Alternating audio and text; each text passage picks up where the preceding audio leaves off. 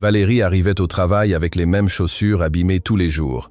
Personne ne la voyait vraiment, mais le millionnaire, lui, la voyait. Musique, jour après jour. En silence, il le remarqua et un jour, musique, il fit quelque chose que personne n'attendait. Et ce qui se passa ensuite la laissa sans voix. Valérie poussa la porte de service de l'immeuble Tour Lumière. À 22 heures, le gardien de sécurité ne levait même pas les yeux. 5 mois qu'elle travaillait là, et elle était toujours invisible. Tant mieux, moins de questions, moins de regards de pitié, moins de gens remarquant ses chaussures. Elle traversa le couloir de service vers le local de nettoyage où étaient rangées les fournitures. Ses baskets faisaient un bruit étrange sur le sol. La semelle gauche était presque entièrement décollée. Chaque pas était un rappel de tout ce qu'elle avait perdu, de tout ce qu'elle devait encore. Mais c'étaient les seules chaussures qu'elle avait, et les seules qu'elle aurait pendant plusieurs mois encore.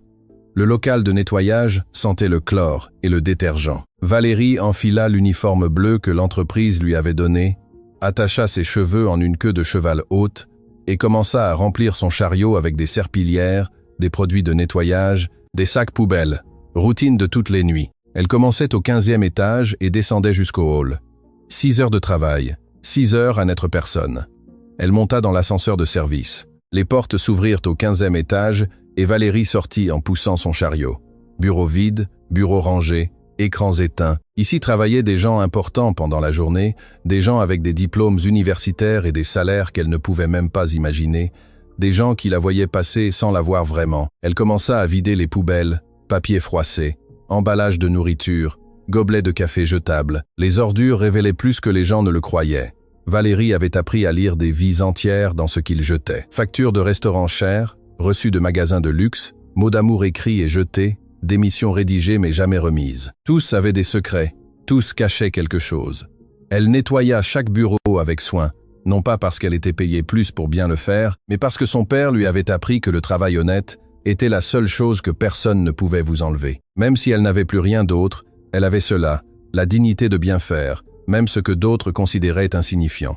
Elle passa 3 heures à nettoyer les étages supérieurs. À 1 heure du matin, elle descendit à l'étage principal où se trouvaient les bureaux exécutifs. Ici, tout était plus élégant. Parquet ciré au lieu de moquette, meubles de designer, art moderne sur les murs. L'argent se ressentait différemment à cet étage. Elle arriva au bureau le plus grand, au bout du couloir. Une plaque dorée sur la porte disait « Sébastien Fournier, PDG ». Valérie avait nettoyé ce bureau des centaines de fois, mais n'avait jamais vu le propriétaire. Il ne travaillait pas à des horaires normaux. Ou peu, être que oui, mais elle était invisible, et il n'avait jamais remarqué qui nettoyait ses sols. Elle ouvrit la porte et entra. Immense bureau en acajou, baies vitrées du sol au plafond avec vue sur la ville. Bibliothèque remplie de livres qui coûtaient probablement plus cher que son loyer mensuel. Une vie complètement étrangère à la sienne. Elle commença à nettoyer en se demandant ce que ce serait de vivre ainsi, sans souci d'argent, sans chaussures abîmées, sans dettes qui vous poursuivaient chaque jour. Elle termina l'étage exécutif à 3 heures du matin. Il lui restait 2 étages et le hall. Son corps lui faisait mal. Ses pieds lui brûlaient à l'intérieur de ses chaussures abîmées, mais elle ne pouvait pas s'arrêter. Elle avait besoin de ce travail. Elle avait besoin de chaque euro. Elle descendit au 3e étage. Plus de bureaux, plus de poubelles, plus de vies étrangères qu'elle nettoyait sans en faire partie. À 5 heures du matin, elle arriva au hall. Sa partie préférée parce que cela signifiait que c'était presque fini. Elle passa la serpillière sur le sol, en marbre, en mouvements amples et constants. L'immeuble commençait à s'éveiller. Les lumières automatiques s'allumaient progressivement. Bientôt, les premiers employés arriveraient. Elle était en train de finir quand elle entendit la porte principale s'ouvrir. Il était à peine 5h30, trop tôt pour que quelqu'un arrive.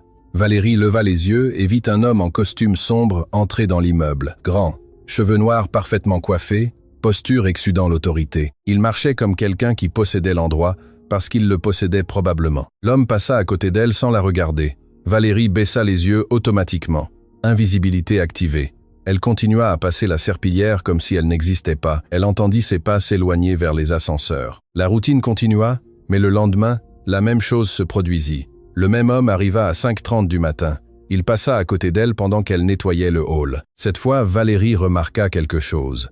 Il portait une mallette en cuir chair, une montre qui brillait même avec peu de lumière, un costume qui ne venait certainement pas d'un grand magasin. C'était quelqu'un d'important. La 3e fois que cela se produisit, Valérie savait déjà qui il était.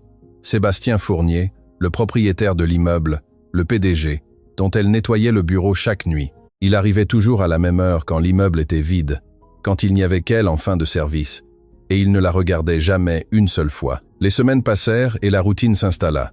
Valérie nettoyait, Sébastien arrivait tôt. Ils se croisaient dans le hall. Il passait sans la voir. Elle faisait semblant de ne pas le remarquer.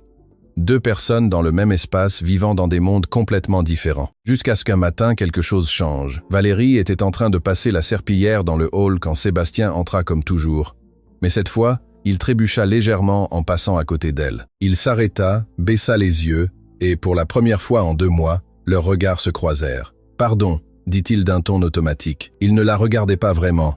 Il regardait le sol mouillé. « Excusez-moi », répondit Valérie en baissant les yeux.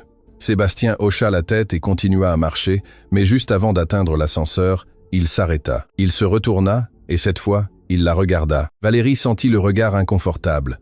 Évaluateur, elle se concentra sur sa serpillière, faisant semblant de ne pas le remarquer. Elle entendit ses pas revenir. Son cœur s'accéléra sans raison apparente. « Excusez-moi », dit Sébastien, maintenant plus proche. Valérie leva les yeux, forcée par la courtoisie élémentaire. « Bonjour », répondit-elle d'une voix neutre. Sébastien pointa ses pieds. « Vos chaussures sont abîmées. » Ce n'était pas une question. C'était une observation directe, sans détour.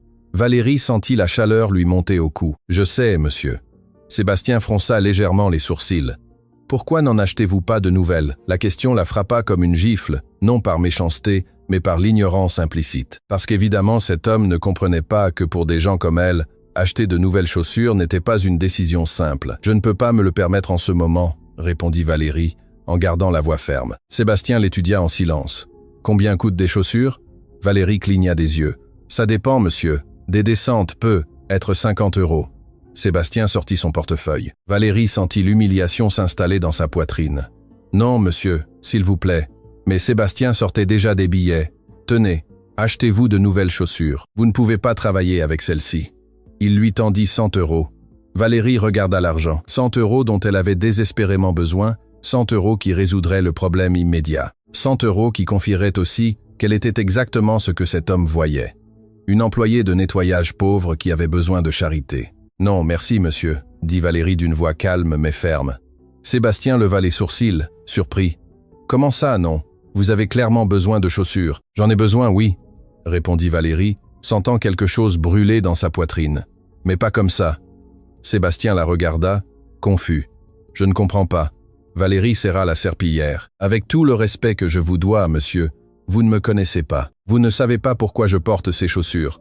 Vous ne savez pas ce qu'elles signifient pour moi. Et m'offrir de l'argent comme ça, comme si c'était de la charité, ce n'est pas de l'aide. C'est de la condescendance. » Le silence fut dense. Sébastien rangea l'argent lentement. Personne ne lui parlait ainsi. Cela se voyait à son expression, de la surprise, un peu d'offense, mais aussi de la curiosité. « Je n'ai pas voulu vous offenser, » dit-il finalement. « J'essayais juste d'aider. »« Je sais, » répondit Valérie, « mais je n'ai pas besoin d'être aidé. J'ai besoin qu'on me paie mon juste salaire, c'est tout. Le reste, je le résous moi-même. » Sébastien hocha la tête lentement. « Je comprends, pardon. » Et il se dirigea vers l'ascenseur sans rien dire de plus. Valérie le vit partir, sentant ses jambes trembler. Elle venait de refuser 100 € dont elle avait besoin. Elle venait de parler ainsi au propriétaire de l'immeuble. Elle venait probablement de perdre son travail, mais elle ne pouvait pas accepter. Pas comme ça. Pas après avoir passé des mois à payer des dettes que quelqu'un d'autre avait laissées, pas quand chaque euro gagné était le fruit de son propre effort, pas quand la seule chose qui lui restait était sa dignité. Musique. Ses chaussures abîmées étaient son rappel, sa promesse. Jamais plus elle n'accepterait quoi que ce soit de qui que ce soit, qui viendrait avec des conditions implicites. Jamais plus elle ne ferait confiance aveuglément. Elle termina de nettoyer le hall avec des mains tremblantes, rangea son équipement, changea d'uniforme, sortit de l'immeuble en espérant que ce serait la dernière fois, musique. Mais elle avait besoin de ce travail. Elle priait de ne pas avoir tout gâché. Cette nuit-là, elle revint, prête à être renvoyée. Mais rien ne se passa. Le gardien la laissa entrer comme d'habitude, elle nettoya comme d'habitude. Le lendemain matin, Sébastien arriva à 5h30, comme d'habitude, passa à côté d'elle, ne dit rien, ne la regarda même pas. Valérie ressentit un soulagement mêlé de quelque chose d'étrange, de la déception. Peut-être avait-elle espéré. Quoi exactement? Elle ne le savait pas. Les jours suivants furent les mêmes. Sébastien arrivait. Valérie nettoyait. Ils se croisaient sans parler, mais quelque chose avait changé. Maintenant, quand il passait, elle remarquait qu'il la regardait du coin de l'œil, rapidement, comme s'il pensait à quelque chose, comme si la conversation de l'autre jour résonnait encore dans sa tête. Une semaine plus tard, Valérie était en train de nettoyer le hall quand Sébastien arriva. Cette fois, il apportait 2 cafés. Il s'arrêta devant elle, lui tendit l'un d'eux. « Ce n'est pas de l'argent, dit-il. C'est juste du café. » Valérie regarda le gobelet. « Je ne sais pas si je devrais accepter, monsieur. »« Il n'y a pas de condition, » répondit Sébastien. « J'ai juste pensé que vous aviez être autant besoin de caféine à cette heure que moi. » Valérie prit le café lentement. « Merci. » Sébastien hocha la tête. « Comment vous appelez-vous ?»« Valérie. Et vous êtes monsieur Fournier ?» Sébastien sourit légèrement. « Sébastien, c'est bon ?» Valérie prit une gorgée de café. Il était parfait, chaud, fort, exactement ce dont elle avait besoin. Sébastien resta là, comme s'il ne savait plus quoi dire. Finalement, il parla. « Je continue de penser à ce que vous avez dit à propos des chaussures. » Valérie le regarda et vous avez raison. Je ne vous connais pas. Je ne connais pas votre histoire. C'était arrogant de supposer que je pouvais résoudre votre problème avec de l'argent. Valérie sentit quelque chose se relâcher dans sa poitrine. Ce n'était pas de l'arrogance, monsieur Sébastien. C'était juste le privilège de ne pas savoir que pour certains d'entre nous, les chaussures abîmées sont un choix conscient. Sébastien fronça les sourcils. Un choix? Valérie hocha la tête. Ces chaussures me rappellent que j'ai fait confiance à la mauvaise personne, qu'on m'a laissé des dettes qui n'étaient pas les miennes, que j'étais sur le point de tout perdre. Elles sont mon rappel de ne plus jamais être naïve. Sébastien la regarda en silence. Il y avait quelque chose dans ses yeux que Valérie ne put déchiffrer. Du respect peut-être, ou de la compréhension. « Combien devez-vous » demanda Valérie. Il cligna des yeux. « Pardon ?»« Les dettes. »« Combien ?» Valérie serra le gobelet de café. « Pourquoi voulez-vous savoir ?»« Parce que si vous refusez mon aide, je veux au moins comprendre pourquoi il est si important pour vous de le faire seul. »« 12 000 euros, répondit Valérie. « J'ai déjà payé 8 000, il me manque 4 000. À ce rythme, je les termine en 8 mois. » Sébastien siffla doucement. « C'est beaucoup. » Valérie hocha la tête. « C'est pourquoi je porte des chaussures abîmées. Chaque euro va à cette dette. Quand j'aurai fini, j'achèterai de nouvelles chaussures. Pas avant. » Sébastien l'étudia. « C'est de la discipline ou de l'obstination ?»« Les deux, » répondit Valérie avec quelque chose qui ressemblait à un sourire. Sébastien sourit aussi. « Peut-être les deux. » Ils restèrent en silence, partageant un café dans un hall vide, pendant que la ville s'éveillait dehors. Les cafés matinaux devinrent une routine. Sébastien arrivait à 5h30 avec 2 gobelets. Valérie terminait de nettoyer le hall. Ils s'asseyaient sur les bancs près des baies vitrées et conversaient pendant que la ville s'éveillait. 15 minutes, 20 parfois, jamais plus d'une demi-heure, parce que Sébastien avait des réunions et Valérie devait finir son service.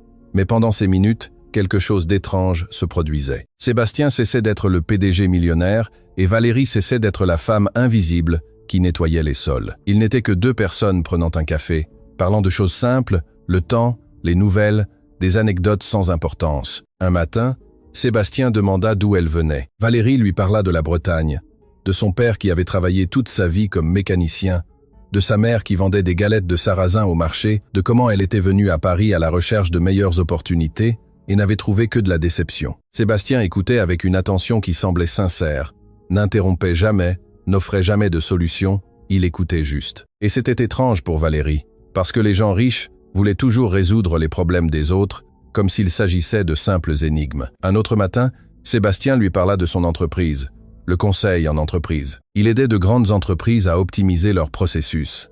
Valérie ne comprenait pas la moitié de ce qu'il expliquait, mais elle aimait l'entendre parler. Il y avait de la passion là, de la fierté dans ce qu'il faisait. Ce n'était pas seulement de l'argent pour lui, c'était créer quelque chose. « Et vous ?» demanda Sébastien un matin. « Avez-vous toujours voulu travailler dans le nettoyage ?» La question ne sonnait pas condescendante, elle sonnait curieuse. Valérie secoua la tête. « J'ai étudié 2 ans la comptabilité. J'ai quitté l'université quand j'ai rencontré quelqu'un qui m'a convaincu que l'amour était plus important que les diplômes. Il s'est avéré que je me suis trompé. » Sébastien ne dit rien pendant un instant.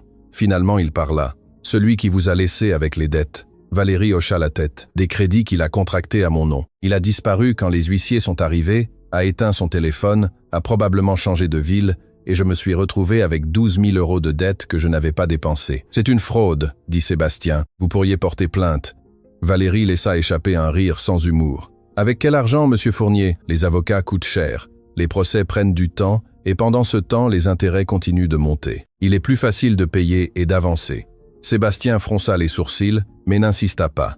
Les semaines passèrent et les conversations devinrent plus profondes. Sébastien lui parla de son divorce.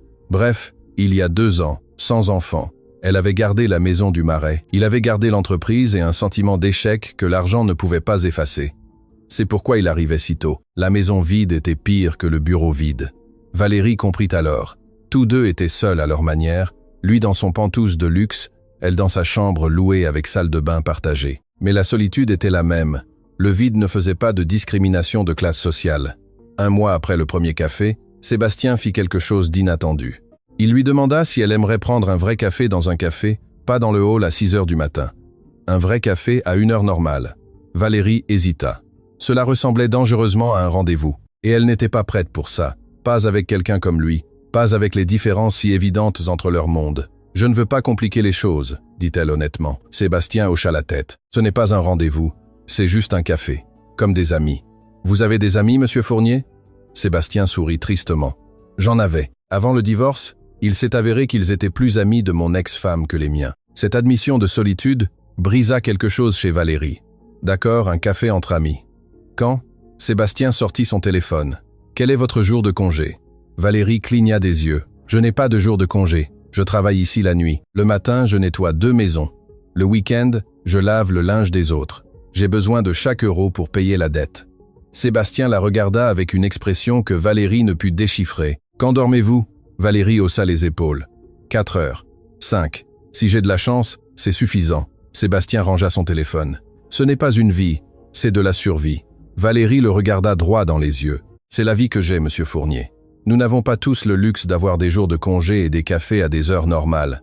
Ce n'était pas dit avec amertume, juste avec réalité. Sébastien sembla comprendre car il n'insista pas. Mais quelque chose changea dans son expression. De la détermination peut être ou de l'inquiétude. Le lendemain, quand Sébastien arriva, il apportait du café comme toujours. Mais il apportait aussi autre chose. Un dossier. Il le posa sur le banc entre eux. « Qu'est-ce que c'est ?» demanda Valérie. Sébastien prit une gorgée de son café avant de répondre. « J'ai parlé avec les ressources humaines. Nous avons un poste vacant en comptabilité. Niveau débutant, horaire de bureau, 9H, 8H, week-end libre, salaire de 1 800 € mensuel. » Valérie sentit son cœur s'accélérer. Elle ouvrit le dossier. Description du poste, exigences, avantages, tout était réel, tout était tentant. Elle referma le dossier lentement. « Je ne peux pas accepter ça. »« Pourquoi pas ?» demanda Sébastien. « Parce que c'est vous qui me proposez le poste. C'est du népotisme, ce n'est pas par mérite. » Sébastien secoua la tête. « Je vous donne des informations sur un poste vacant réel. Si vous voulez postuler, vous passez par le processus normal. Entretien, examen, évaluation des ressources humaines. Je n'interviens pas. Si vous êtes embauché, c'est parce que vous êtes bonne. Sinon, au moins vous aurez essayé. » Valérie étudia son expression, cherchant un piège. Elle n'en trouva pas, seulement de l'honnêteté. « Pourquoi faites-vous ça ? Parce que vous avez étudié la comptabilité. Parce que vous gaspillez votre potentiel à nettoyer des sols, alors que vous pourriez utiliser votre cerveau, parce que vous méritez une opportunité de sortir de ce cycle. » Valérie sentit des larmes lui monter aux yeux. Elle les retint. « Et si je ne réussis pas le processus ? Alors vous continuez à nettoyer ici, et je continue à vous acheter du café, » répondit Sébastien. « Rien ne change. » Valérie prit le dossier. « Je vais y réfléchir. » Sébastien hocha la tête. « Prenez votre temps, mais sachez que la seule exigence est une expérience préalable ou des études en comptabilité. Vous êtes qualifié. » Cette nuit-là, Valérie ne put se concentrer sur le nettoyage. Elle lisait la description encore et encore. Comptable junior, gestion des comptes fournisseurs, rapprochement bancaire, rapport mensuel, tout ce qu'elle avait étudié, tout ce qu'elle avait abandonné pour suivre quelqu'un qui n'en valait pas la peine. Elle passa 3 jours à réfléchir, 3 jours à peser les options. Finalement, elle décida ce qu'elle avait à perdre. Elle envoya sa candidature par email au service des ressources humaines. Elle ne mentionna pas Sébastien. Elle n'utilisa pas son nom comme référence. Elle postula comme n'importe quel candidat externe. 1 semaine plus tard, elle reçut un appel. Premier entretien programmé pour le jeudi. Valérie ressentit un mélange de terreur et d'excitation. Elle demanda à sa superviseure de nettoyage la permission d'arriver en retard ce jour-là. Elle inventa une excuse de rendez-vous médical. Elle ne pouvait pas encore dire la vérité. Le jeudi, elle arriva à l'immeuble à 14 heures, entrée principale, pas celle de service. Elle se sentit étrange en entrant par là où entraient les employés de bureau. Le gardien lui demanda une pièce d'identité, la vérifia dans le système, lui donna un badge de visiteur, 8e étage, ressources humaines. Valérie monta dans l'ascenseur principal, pas celui de service qu'elle utilisait chaque nuit. Tout semblait différent de cette perspective. L'immeuble qu'elle nettoyait paraissait plus imposant de l'intérieur en tant que personne réelle, pas comme une ombre invisible. Le 8e étage était fonctionnel, des bureaux en cubicle, des bureaux, des gens qui travaillaient. Une femme d'une Valéandrissa, la faible felle, la vente felof, bienvenue, Ifafennoch, Falischer, la Venteli, Valérie. S'il vous plaît, asseyez-vous. L'entretien dura 1 heure. Questions sur l'expérience, sur les études, sur des situations de travail hypothétiques. Valérie répondit du mieux qu'elle put. Honnête, directe, sans enjoliver la vérité. Elle mentionna qu'elle avait quitté l'université. Elle mentionna qu'elle travaillait depuis des mois dans le nettoyage. Elle ne mentit sur rien. Patricia écoutait en prenant des notes. À la fin, elle ferma son dossier. Vous avez 2 ans d'études, mais vous n'avez pas terminé. Musique, c'est un désavantage. Cependant, vos connaissances théoriques sont solides. Les réponses étaient correctes. Nous devons faire un examen pratique. Êtes-vous disponible demain à 10 ? Valérie sentit l'espoir. Oui, madame, je serai là. Patricia hocha la tête. Parfait. Nous vous enverrons les détails par courrier. Valérie sortit de ce bureau en ressentant quelque chose qu'elle n'avait pas ressenti depuis des années. Une possibilité. Cette nuit-là, quand Sébastien arriva avec le café, Valérie lui raconta « J'ai eu l'entretien. Demain, j'ai un examen pratique. » Sébastien sourit. « Comment ça s'est passé ? » « Bien, je crois. »« Je ne sais pas. Je suis nerveuse. »« C'est normal. » répondit Sébastien. Valérie le regarda. « Vous saviez qu'ils allaient m'appeler. » Sébastien nia. « Non, je vous ai dit que je n'interviendrai pas. Je l'ai dit sérieusement. Si vous avez été appelé, c'est parce que votre candidature a passé le filtre initial. Le reste dépend de vous. » Valérie voulut le croire, et une partie d'elle le croyait. Sébastien n'avait pas menti jusqu'à présent. Il n'y avait aucune raison de commencer. « Merci, » dit-elle simplement. « Pourquoi ?» demanda Sébastien. « Pour l'information, pour l'encouragement, pour croire que je pouvais être plus que la femme qui nettoie vos sols. » Sébastien la regarda sérieusement. « Vous avez toujours été plus que ça, Valérie. Il fallait juste que vous vous en souveniez. » Le lendemain, Valérie arriva à l'heure pour l'examen. On lui donna un ordinateur avec Excel, des cas pratiques, des rapprochements, des calculs, des rapports. Elle travailla pendant 3 heures, concentrée, attentive, utilisant tout ce qu'elle avait appris des années auparavant et qu'elle croyait oublier. Quand elle eut terminé, Patricia révisa son travail.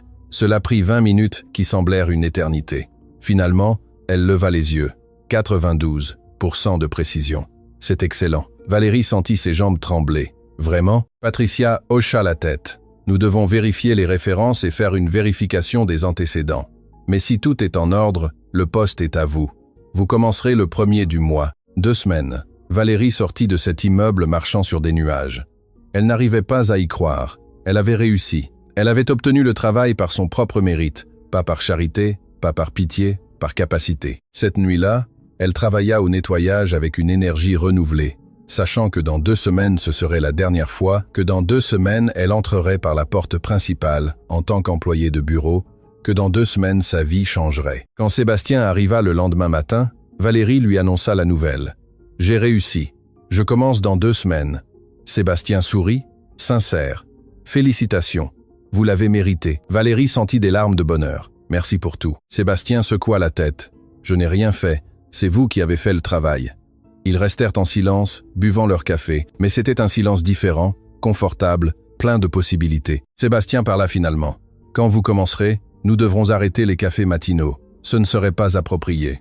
Je serai votre chef, techniquement. » Valérie ressentit de la déception. « Vous avez raison. » Sébastien la regarda. « Mais pourrions-nous prendre ce vrai café en amis, en dehors de l'immeuble, en dehors des heures de travail ?» Valérie sourit. « J'aimerais. » Sébastien sourit aussi. « Moi aussi. » Et pour la première fois depuis des années, Valérie sentit que juste peut être, la vie pouvait être autre chose que de survivre. Être pouvait-elle vivre? Être pouvait-elle faire confiance à nouveau? Être que ses chaussures abîmées pourraient bientôt reposer dans un placard comme un rappel de ce qu'elle avait surmonté, non comme des chaînes qui la définissaient. 2 semaines, seulement 2 semaines de plus. Et tout allait changer. Les 2 semaines passèrent dans un flou de nerfs et de préparation. Valérie acheta 2 nouvelles blouses au marché local. Rien de luxueux mais présentable. Repassée avec soin, elle paraissait presque professionnelle. Elle acheta aussi un pantalon de tailleur noir qui lui allait bien, même si l'ourlet était un peu effiloché. Elle le répara elle-même avec une aiguille et du fil un soir après avoir terminé son service de nettoyage.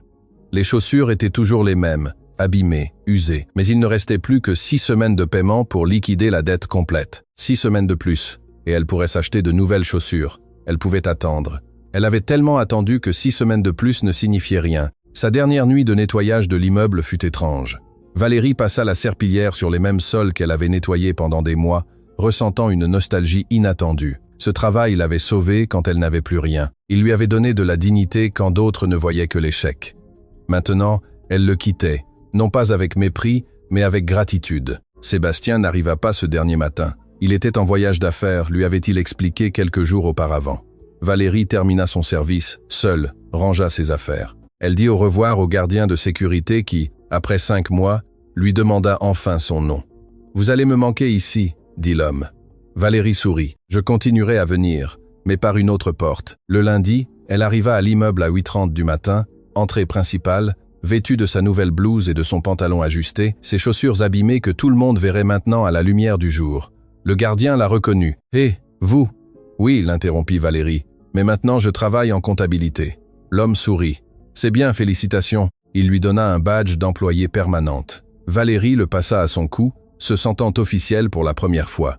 Patricia Dubois la reçut aux ressources humaines. Elle lui donna un dossier avec des documents, contrats, politique de l'entreprise, avantages, horaires. Valérie signa tout d'une main tremblante. « Bienvenue officiellement », dit Patricia. « Votre bureau est au 6e étage. Comptabilité. Madame Lambert est la coordinatrice du service. Elle vous guidera. » Valérie monta au 6e étage. Le service de comptabilité occupait une section avec 8 bureaux. 7 personnes travaillaient déjà sur leurs ordinateurs.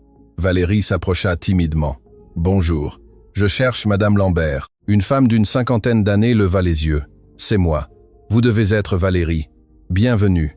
Venez, je vais vous montrer votre place. » Le bureau était près de la fenêtre. Ordinateur neuf, téléphone, papeterie, tout était prêt pour commencer. Madame Lambert lui présenta l'équipe.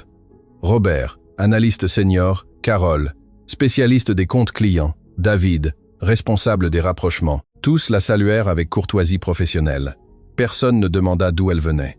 Personne ne remarqua ses chaussures abîmées sous le bureau. Les premiers jours furent accablants. Des systèmes informatiques qu'elle ne connaissait pas, des processus internes qu'elle devait apprendre, des clients aux noms compliqués et des comptes encore plus compliqués. Valérie rentrait chez elle chaque soir avec un mal de tête dû à tant de nouvelles informations, mais elle ne se plaignait pas. C'était 1000 fois mieux que de nettoyer les sols. Madame Lambert se révéla être une bonne chef, patiente, claire dans ses instructions, exigeante, mais juste. Elle assigna à Valérie les comptes fournisseurs de petits fournisseurs. Rien de critique encore, juste pour qu'elle apprenne le système. Valérie travaillait concentrée, vérifiant chaque facture, chaque paiement, chaque rapprochement. Elle ne pouvait pas se permettre d'erreur. La 2e semaine, Robert s'approcha de son bureau. « Et j'ai besoin d'aide avec ce rapprochement. Les chiffres ne correspondent pas. » Valérie regarda l'écran. Elle trouva l'erreur en 5 minutes. « Voilà. Vous avez doublé ce paiement. » Robert vérifia. « Vous avez raison. Merci. Comment l'avez-vous vu si vite ?» Valérie haussa les épaules. « Je ne sais pas. Je sais juste voir les chiffres, je suppose. » Carole entendit la conversation. Elle s'approcha ensuite. « C'est vrai que vous n'avez étudié que 2 ans ?» Valérie hocha la tête. « J'ai dû quitter l'université. » Carole la regarda avec respect. « Eh bien, vous avez l'œil. Cela ne s'apprend pas seulement en étudiant.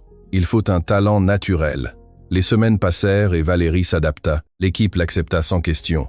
Madame Lambert lui donna des responsabilités plus importantes, des comptes plus grands, des rapports plus complexes. Valérie géra tout avec une efficacité qui la surprit elle-même. Il s'est avéré qu'elle était douée pour ça, très douée. 1 mois après avoir commencé, Madame Lambert l'appela à son bureau. « Asseyez-vous, Valérie. J'ai besoin de vous parler. » Valérie ressentit des nerfs. « J'ai fait quelque chose de mal ?» La responsable nia. « Tout le contraire. Vous avez dépassé les attentes. Vos rapports sont impeccables. Votre précision est de 98%. C'est mieux que des gens avec des années d'expérience. » Valérie ressentit un soulagement. « Merci, Madame Lambert. Je fais de mon mieux. Je sais, » répondit la responsable. « C'est pourquoi je veux vous confier un projet spécial. Nous avons un nouveau client, une moyenne entreprise d'importation. Ils ont besoin d'une restructuration complète de leur comptabilité. C'est un gros travail. Normalement, je l'assignerai à Robert, mais il est saturé. Pensez-vous pouvoir le gérer ?» Valérie sentit le défi. « Combien de temps ai-je » ? 6 semaines. Valérie calcula mentalement. « Je peux le faire. » La responsable sourit. « Je savais que vous diriez ça. » Valérie sortit de ce bureau avec un dossier rempli de documents, le plus grand projet qu'on lui ait confié. Une opportunité de prouver qu'elle méritait d'être là. Elle passa les jours suivants à analyser la comptabilité du client. C'était un désastre. Factures non enregistrées, paiements non documentés, comptes mélangés. Personne n'avait tenu un contrôle adéquat depuis des mois. Elle travailla des heures supplémentaires. Elle arrivait tôt, restait tard. Elle organisa tout méthodiquement. Elle créa un nouveau système. Elle forma le personnel du client par visioconférence. En 5 semaines, elle avait transformé le chaos en ordre.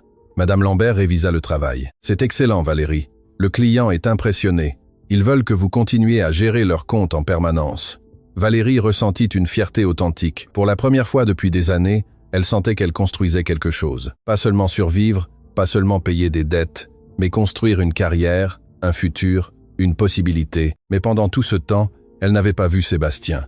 Ni dans les couloirs, ni dans l'ascenseur, ni dans le hall. C'était comme s'il était devenu invisible maintenant qu'elle était visible. Valérie se demanda s'il l'évitait, si sa nouvelle position rendait les choses inconfortables entre eux, jusqu'à ce qu'un vendredi après-midi son téléphone interne sonne. Valérie répondit « Comptabilité ». Valérie à l'appareil. Une voix masculine qu'elle reconnut immédiatement. « Bonjour Valérie, c'est Sébastien. J'ai besoin de vous parler. Pouvez-vous monter à mon bureau ?» Valérie sentit son cœur s'accélérer. « Maintenant ?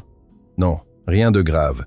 J'ai juste besoin de vous consulter professionnellement. » Valérie monta à l'étage exécutif, ressentant des nerfs différents. La dernière fois qu'elle était venue là, c'était pour nettoyer. Maintenant, elle y allait en tant qu'employée, en tant que professionnelle. L'assistante de Sébastien l'a reçue. « Entrez, Monsieur Fournier vous attend. » Valérie entra dans l'immense bureau qu'elle connaissait trop bien. Sébastien était derrière son bureau, révisant des documents. Il leva les yeux quand elle entra. Il sourit. « Valérie, merci d'être montée. Asseyez-vous, s'il vous plaît. » Valérie s'assit, sentant ses mains moites. « En quoi puis-je vous aider, Monsieur Fournier ?» Sébastien fit une grimace. « Sébastien, c'est bon. Quand il n'y a personne d'autre, vous pouvez m'appeler Sébastien. » Valérie hocha la tête. Sébastien poussa un dossier vers elle. « J'ai un gros projet, un audit interne de tous nos comptes. J'ai besoin de quelqu'un de minutieux, quelqu'un qui voit ce que les autres ne remarquent pas. Madame Lambert vous a recommandé, elle dit que vous êtes la meilleure qu'elle est. » Valérie sentit une chaleur dans la poitrine. « Madame Lambert a dit ça ?» Sébastien hocha la tête. Textuellement, elle a dit qu'en 1 mois vous avez fait ce que d'autres mettent 6 mois à faire et que votre précision est presque parfaite. Valérie ne sut quoi dire. Sébastien continua. Ce projet prend 3 mois, à temps plein. Vous me rapporteriez directement. Je dois savoir si cela vous intéresse. Valérie ouvrit le dossier. Révision complète des processus comptables. Identification des inefficacités. Proposition d'optimisation. C'était énorme. C'était stimulant. C'était exactement ce dont elle avait besoin. Ça m'intéresse, dit Sébastien. Il sourit. Parfait. Vous commencez lundi. Valérie hocha la tête. Une question. Oui. Avez-vous influencé Madame Lambert pour qu'elle me recommande? Sébastien la regarda sérieusement. Non, je ne savais même pas qu'elle allait vous recommander avant qu'elle ne vienne avec votre nom. Je vous le jure, Valérie, c'est grâce à votre travail, pas à notre amitié. Valérie ressentit un soulagement. D'accord, j'avais juste besoin d'être sûr. Je comprends, répondit Sébastien, et je suis content que vous le demandiez. Cela signifie que vous n'accepterez rien que vous n'ayez pas gagné. Exactement, dit Valérie. Musique. Ils restèrent en silence. Finalement, Sébastien parla plus décontracté. Comment allez-vous? Vous m'avez manqué le matin. Valérie sourit. Moi aussi, mais vous avez raison. Ce ne serait pas approprié maintenant. Je sais, dit Sébastien. Mais nous pouvons prendre ce café en dehors du travail si vous le voulez toujours. Valérie hocha la tête. Je le veux. Quand? Demain. Sébastien cligna des yeux. C'est samedi. Valérie sourit. Je sais. Maintenant j'ai mes week-ends de libre. Vous vous souvenez? Sébastien sourit sincèrement. Comment l'oublier? D'accord, demain il y a un petit café dans le Marais que j'aime bien. Je vous envoie l'adresse. Valérie se leva. J'y serai. Elle sortit de ce bureau sentant des papillons dans le ventre. Ce n'était pas professionnel. C'était personnel. Et elle avait peur du personnel. Mais elle avait aussi envie d'essayer. Le samedi, elle arriva au café 15 minutes en avance. Un petit endroit chaleureux, des tables en bois, une odeur de pain frais. Sébastien arriva 5 minutes plus tard. Jeans, chemise décontractée, sans costume, sans cravate. Il avait l'air différent, plus jeune, plus accessible. Ils s'assirent près de la fenêtre, commandèrent du café et des viennoiseries.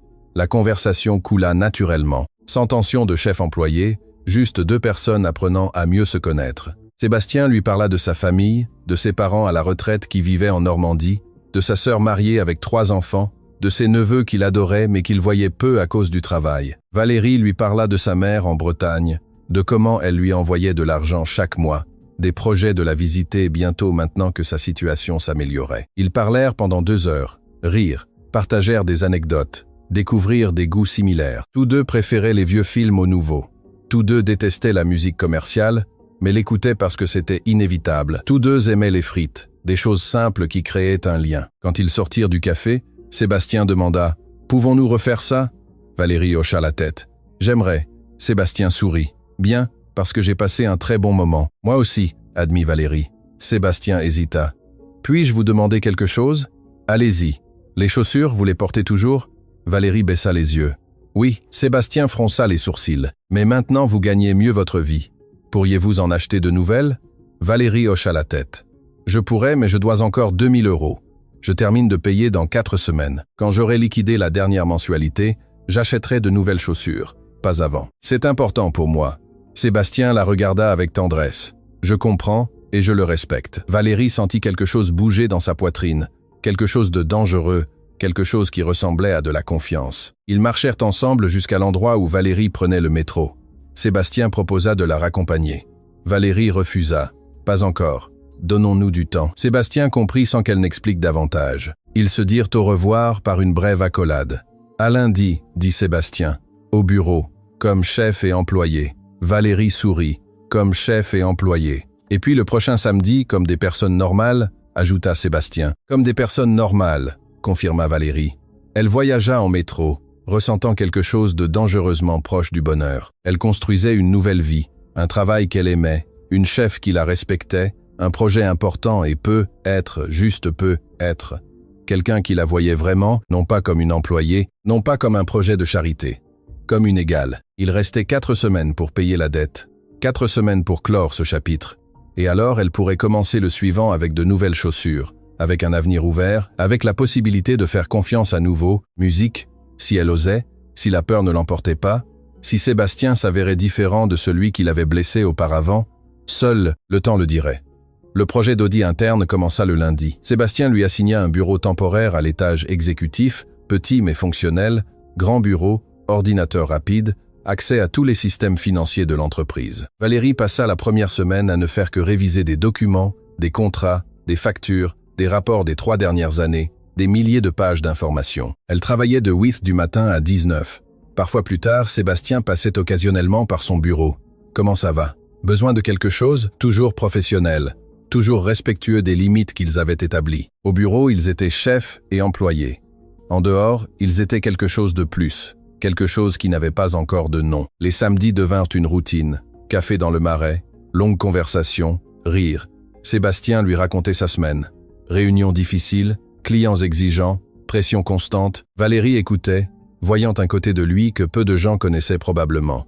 Vulnérable, honnête, fatigué du poids de toujours paraître en contrôle. Elle lui parlait de son projet. Découverte dans les chiffres, schémas intéressants, domaines qui nécessitaient une attention. Sébastien écoutait, fasciné par la façon dont son esprit fonctionnait. « Vous voyez des choses que personne d'autre ne voit », lui dit-il un samedi. « C'est comme si les chiffres vous parlaient. » Valérie sourit. « Ça a toujours été comme ça. Depuis petite, je voyais des schémas là où d'autres ne voyaient que le chaos. » Un après-midi en semaine, Valérie découvrit quelque chose de préoccupant, une grande divergence entre ce qui était déclaré et ce qui était réel dans l'un des comptes principaux. De l'argent qui entrait mais n'était pas enregistré correctement, ou de l'argent qui était enregistré mais ne correspondait pas au mouvement bancaire. Elle vérifia 3 fois, pensant que c'était une erreur de sa part. Ce n'était pas le cas. Elle monta au bureau de Sébastien, frappa à la porte. « Entrez ». Sébastien leva les yeux de son ordinateur. « Valérie, ça va ? Qu'est-ce qui se passe ? Vous avez l'air préoccupée. » Valérie ferma la porte. « J'ai trouvé quelque chose. J'ai besoin de vous montrer. » Sébastien devint sérieux immédiatement. « Montrez-moi. » Valérie ouvrit son ordinateur portable et partagea son écran. « Ici, ce compte. Les dépôts ne correspondent pas au registre comptable. Il y a une différence de près de 20 000 € en 6 mois. » Sébastien fronça les sourcils. « Cela peut être une erreur administrative. » Valérie nia. « J'ai vérifié. Ce n'est pas une erreur. C'est systématique. Quelqu'un déplace de l'argent et ne le déclare pas correctement. » Sébastien étudia les chiffres. Son expression s'assombrit. « Vous avez raison. Ce n'est pas normal. Qui gère ce compte ?» Valérie vérifia ses notes. « Robert, l'analyste senior de votre équipe. » Sébastien hocha la tête, pensif. « Robert est ici depuis 8 ans. Il est digne de confiance. » Valérie hésita. Je n'accuse personne. Je vous montre juste ce que j'ai trouvé. Je sais, répondit Sébastien, et je vous remercie de le faire. Je vais enquêter. En attendant, continuez le reste de l'audit. N'en parlez à personne. Valérie hocha la tête. Compris. Elle sortit du bureau, se sentant mal à l'aise. Elle détestait avoir trouvé cela. Elle détestait potentiellement causer des problèmes à quelqu'un, musique. Mais son travail était de trouver les irrégularités, et c'était une irrégularité. 2 jours plus tard, Sébastien l'appela à son bureau. Fermez la porte. Valérie obéit. Sébastien avait l'air fatigué. Vous aviez raison. Robert détournait des fonds. Pas beaucoup. De petites sommes qu'il pensait que personne ne remarquerait. Je l'ai confronté. Il a avoué. Il a démissionné avant que je ne le licencie. Valérie sentit le poids. Je suis désolé. Vous ne vouliez pas trouver ça, dit Sébastien. Mais vous m'avez sauvé d'une perte plus importante. Si cela avait continué, nous aurions pu perdre des millions à terme. Vous avez bien fait. Valérie hocha la tête sans se sentir bien. Robert avait une famille, des enfants, maintenant il n'avait plus de travail. Sébastien sembla lire dans ses pensées. C'est lui qui a pris cette décision. Pas vous. Vous avez juste fait votre travail avec intégrité. C'est ce que je vous ai demandé. L'équipe de comptabilité fut au courant le lendemain. Robert n'était plus là. Des rumeurs circulèrent. Quelqu'un mentionna que la nouvelle avait trouvé quelque chose. Carole s'approcha du bureau de Valérie. C'est vrai. C'est vous qui l'avez découvert? Valérie ne sut quoi dire. Je faisais l'audit. Carole la regarda avec une expression difficile à lire. Robert était mon ami. Mais s'il volait, alors vous avez fait ce qu'il fallait. Tout le monde ne pensait pas la même chose.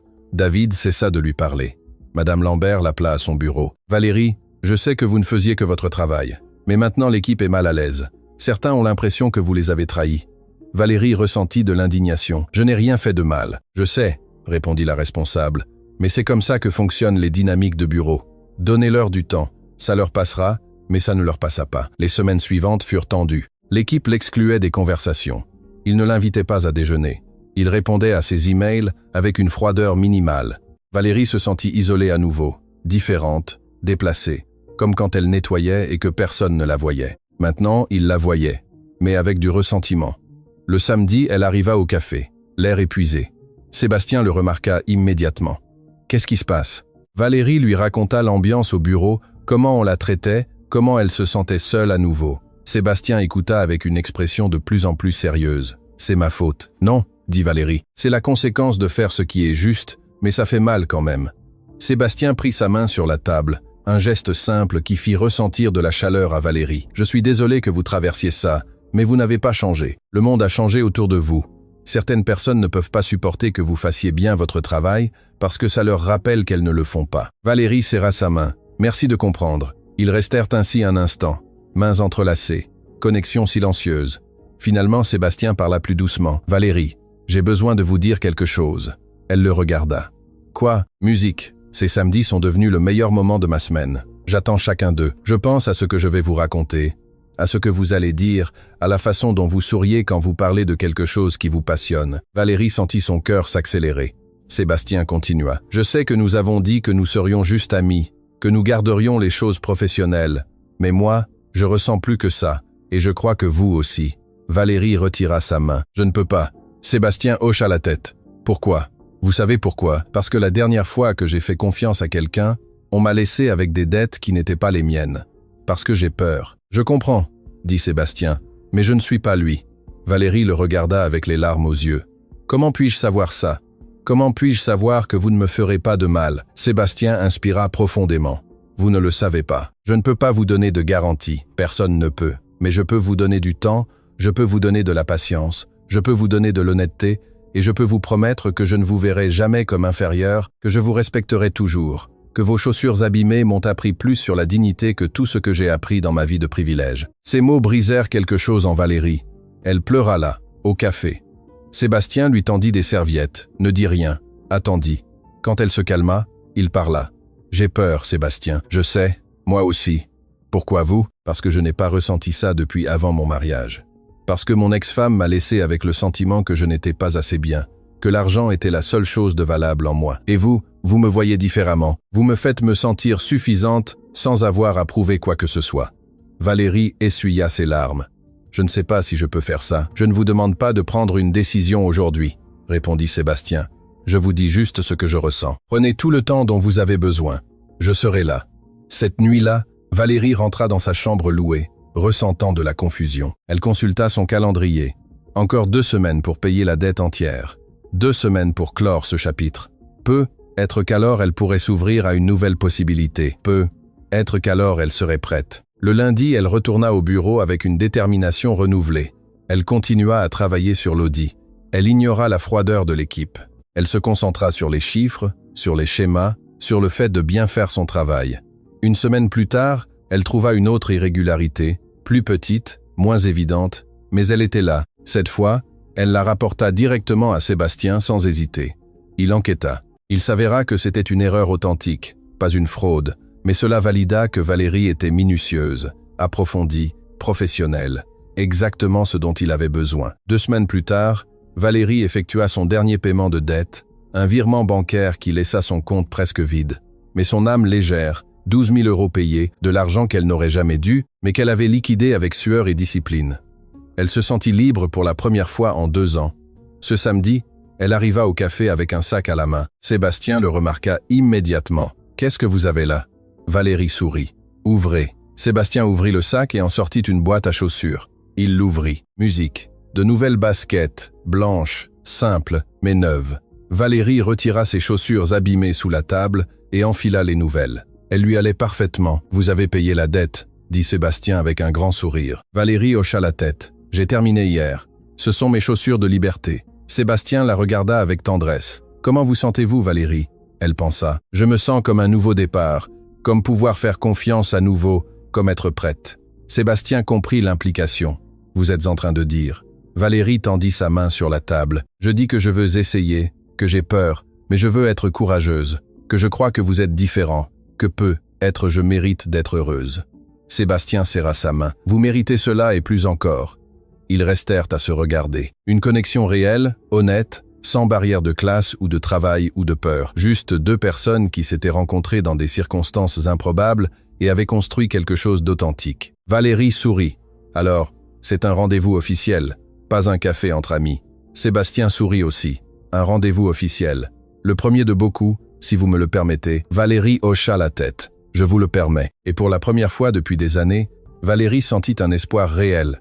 Non seulement de survivre, non seulement de payer des dettes, mais de vivre, musique, d'aimer, de construire un avenir avec quelqu'un qui la voyait entière. Chaussures abîmées et tout, et maintenant de nouvelles chaussures aussi, symbole d'un chapitre clos et d'un autre qui commence. Les vieilles chaussures restèrent dans le sac sous la table. Valérie ne les jetterait pas, elle les garderait en souvenir. D'où elles venaient, ce qu'elle avait surmonté, ce qu'elle avait appris, mais elle ne les porterait plus, elle n'en avait plus besoin. Maintenant, elle avançait avec de nouvelles chaussures, avec un travail qu'elle aimait, avec un homme qui la respectait, avec une vie qu'elle avait construite seule et qu'elle pouvait maintenant partager si elle le choisissait. Et elle choisit de partager, elle choisit de faire confiance, elle choisit d'être courageuse.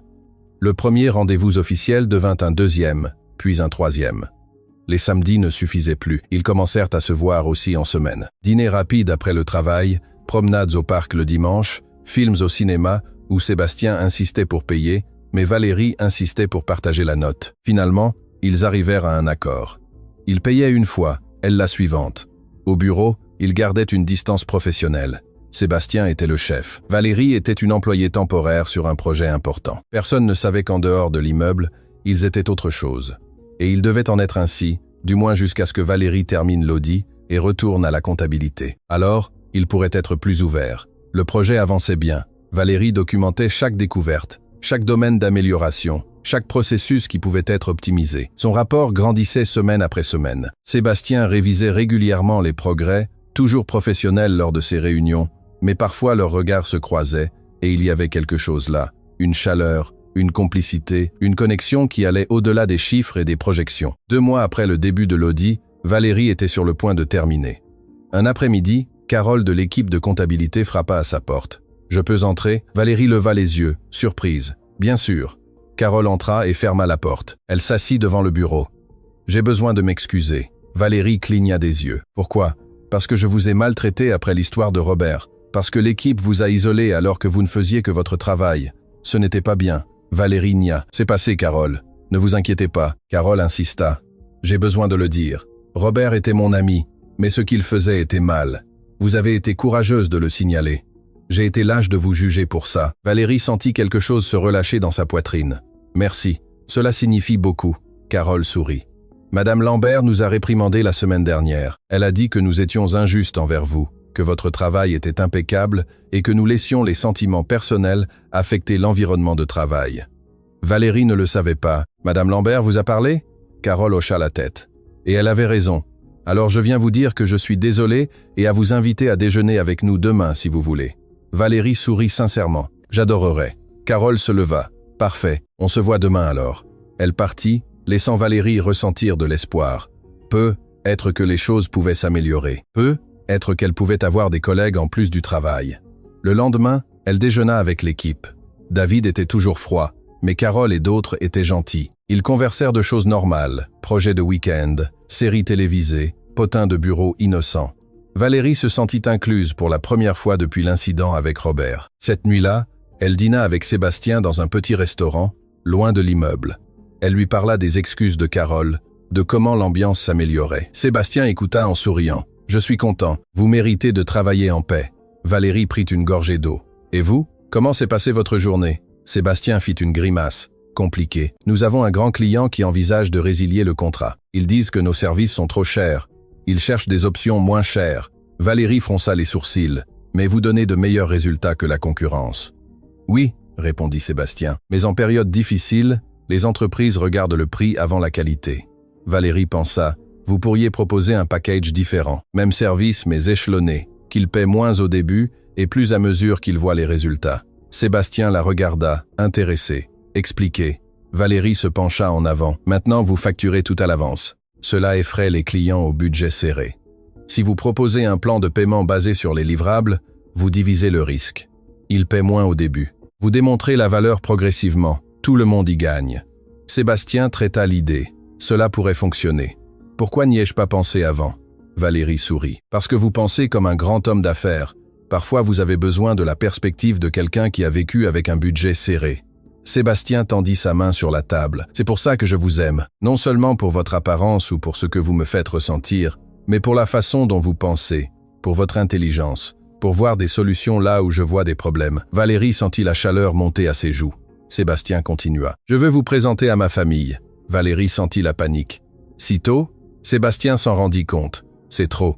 Je suis désolé. » Valérie inspira profondément. « Ce n'est pas que je ne veux pas, c'est que votre famille est différente de la mienne, » compléta Sébastien. « Je sais, mais cela n'a pas d'importance, du moins pas pour moi. » Valérie joua avec sa fourchette. « Que vont-ils penser? Que leur fils, le PDG prospère, sort avec quelqu'un qui, il y a quelques mois, nettoyait des sols. » Seb serra sa main. « Ils vont penser que je suis avec quelqu'un d'incroyable, quelqu'un de travailleur, d'honnête, d'intelligent. C'est ce qui compte. » Valérie voulut le croire. « D'accord. Quand? » « Le week-end prochain, » répondit Sébastien. « Dîner chez mes parents en Normandie. Nous restons le samedi. Nous rentrons le dimanche. » Valérie ressentit des nerfs, mais hocha la tête. « D'accord. » Sébastien sourit énormément. « Musique? Vraiment? » Valérie sourit aussi, bien que tremblante. « Vraiment, je vais rencontrer votre famille.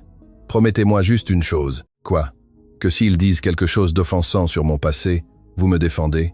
Sébastien devint sérieux. « Ils ne diront rien d'offensant parce que je les ai mieux éduqués que ça. Mais si quelqu'un ose, non seulement je vous défendrai. Nous partirons immédiatement. » Valérie ressentit un soulagement. « Merci. De rien, » répondit Sébastien. « Vous êtes importante pour moi, Valérie. Je veux que ma famille le sache. » Le vendredi suivant, ils terminèrent le travail tôt. Sébastien passa prendre Valérie à son appartement. Elle avait acheté une nouvelle blouse pour l'occasion. Rien de cher mais présentable. Ses nouvelles chaussures qu'elle portait maintenant avec fierté, une petite valise avec des vêtements pour passer la nuit. Elle monta dans la voiture de Sébastien, sentant des papillons. Le voyage en Normandie dura 3 heures. Ils conversèrent tout le long du chemin.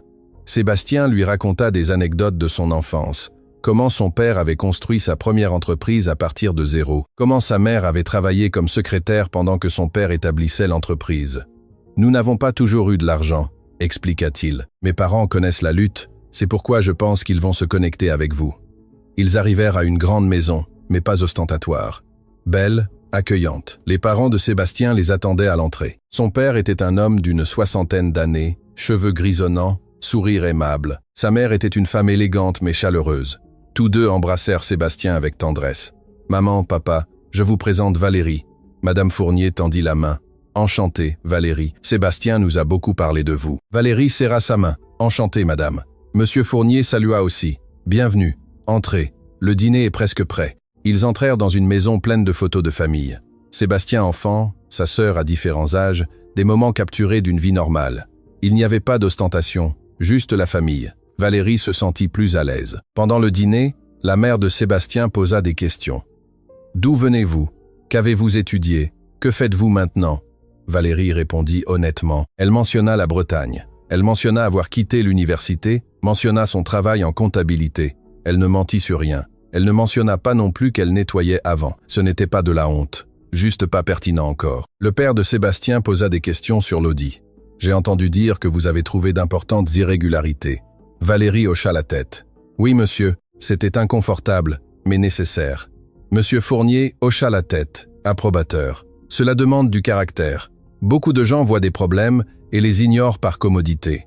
Pas vous, cela en dit long. » Valérie sentit une validation. La mère de Sébastien ajouta « Et vous dites que vous avez étudié la comptabilité, mais que vous n'avez pas terminé. Prévoyez-vous de reprendre ?» Valérie hésita. « J'aimerais, mais maintenant je travaille à temps plein. C'est difficile de combiner. » Madame Fournier sourit. « Sébastien nous a dit que vous êtes très doué dans ce que vous faites. Vous trouverez sûrement un moyen. » La conversation coula naturellement. Ils parlèrent de tout, de politique, de nourriture, de voyage. Les parents de Sébastien traitèrent Valérie avec un respect authentique, sans condescendance, sans questions invasives sur l'argent ou la classe sociale, juste un réel intérêt à la connaître. Après le dîner, la sœur de Sébastien arriva avec son mari et leurs 3 enfants. La maison se remplit de joyeux bruits. Les enfants couraient partout. La sœur, Laure, serra Valérie dans ses bras. Enfin, nous rencontrons la fameuse Valérie. Sébastien n'arrête pas de parler de vous. Valérie rougit. J'espère de bonnes choses. Laure rit. Très bonne. Il dit que vous êtes la personne la plus authentique qu'il ait jamais rencontrée. Les enfants entraînèrent Sébastien pour jouer. Valérie observa comment il se transformait avec eux, riant, courant, étant un oncle présent. Laure s'assit à côté de Valérie. Il vous plaît, n'est-ce pas? Valérie hocha la tête. Beaucoup. Laure sourit. Bien. Parce que lui aussi est fou de vous. Cela se voit à la façon dont il vous regarde. Cette nuit-là, Valérie dormit dans une chambre d'amis. Sébastien dans son ancienne chambre, séparés mais sous le même toit. Valérie ne put dormir pendant des heures, pensant à la journée, à la façon dont la famille l'avait accepté, à la façon dont Sébastien était avec les siens, à la façon dont tout semblait juste. Le lendemain, ils déjeunèrent en famille. Les enfants voulaient que Sébastien reste plus longtemps. Il promit de leur rendre visite bientôt. La mère serra Valérie dans ses bras en la saluant. « Reviens quand tu veux, ma petite. Tu es la bienvenue ici. » Valérie sentit des larmes. « Merci, madame. Madame Fournier nia. Appelle-moi Marthe. Nous sommes déjà de la famille. » Sur le chemin du retour, Valérie était silencieuse. Sébastien remarqua. « Tout va bien ?» Valérie hocha la tête. « Plus que bien. Votre famille est incroyable. » Sébastien sourit. « Ils vous ont plu ?» Valérie le regarda. « Ils m'ont traité comme une égale. Pas comme un projet, pas comme de la charité. Comme une personne. » Sébastien prit sa main. « Parce que c'est ce que vous êtes. » Valérie sentit quelque chose de définitif s'installer dans sa poitrine. C'était réel. Cela pouvait fonctionner. Les différences de classe n'avaient pas d'importance quand il y avait un respect mutuel, quand il y avait un amour authentique. Ils arrivèrent à Paris au crépuscule. Sébastien la raccompagna jusqu'à son appartement. Ils se dirent au revoir par un long baiser. « Je t'aime », dit Sébastien contre ses lèvres. Première fois qu'il le disait, Valérie ressentit l'impact de ces mots. « Je t'aime aussi », répondit-elle. Et elle le pensait vraiment. Elle monta à son appartement, sentant qu'elle franchissait un seuil, non seulement physique, mais émotionnel. Là, elle faisait entièrement confiance, se livrant sans réserve, et elle n'avait pas peur.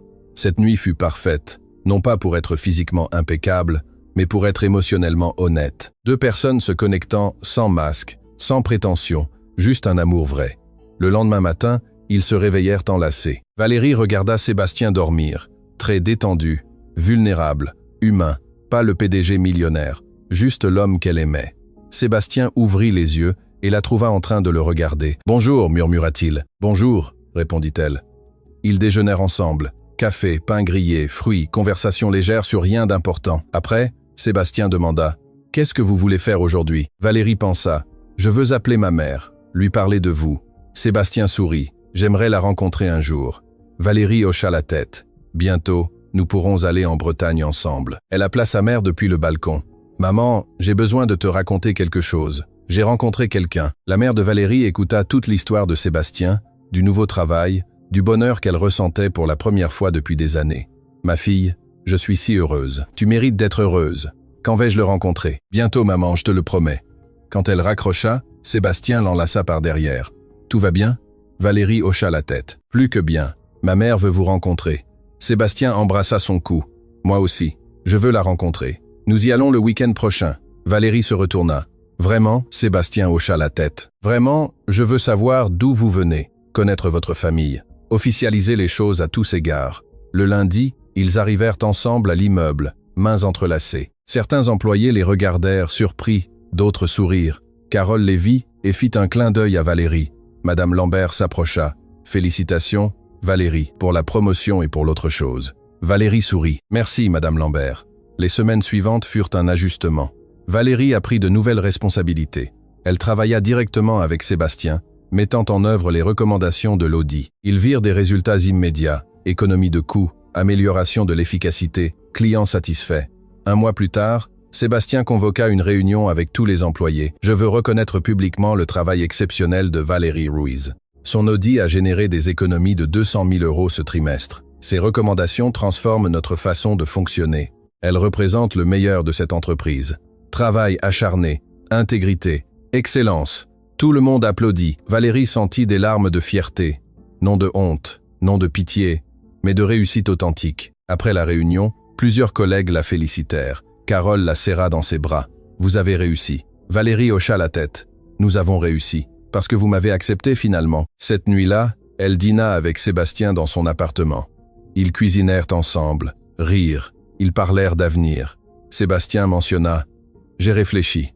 « À quoi ?» demanda Valérie. « À nous, à long terme ». Valérie sentit des papillons et Sébastien prit sa main. « Je veux que nous vivions ensemble. Pas maintenant si vous n'êtes pas prête, mais bientôt. Je veux me réveiller avec vous. Chaque jour, je veux construire une vie ensemble. » Valérie ressentit une certitude absolue. « Moi aussi, je veux ça. » Sébastien sourit. « Alors, nous le faisons. Nous cherchons un endroit qui soit à nous. Pas à moi. À nous. » Valérie hocha la tête. « À nous. » J'aime comment ça sonne. Ils s'embrassèrent, scellant leurs promesses. Un avenir ensemble, une vie partagée, un amour construit sur le respect mutuel et l'admiration sincère. Cette nuit-là, Valérie regarda ses nouvelles chaussures près de la porte. Propres, soignées, symbole du chemin parcouru. Les vieilles étaient rangées dans son placard. Rappel de la lutte, de la dignité, de ne jamais abandonner.